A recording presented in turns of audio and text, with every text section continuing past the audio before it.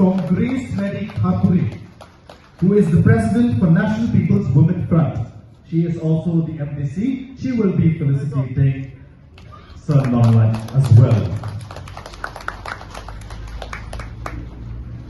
Decision to make, and as has been proposed by the state committee or recommended, it will be appropriate that in this general meeting, where all members from all the constituencies in the Khasi Jaintia region have come here today, I would like to give a proposal on behalf of the party to propose the name of Dr. Nonglait to be the candidature for the upcoming MP by-election.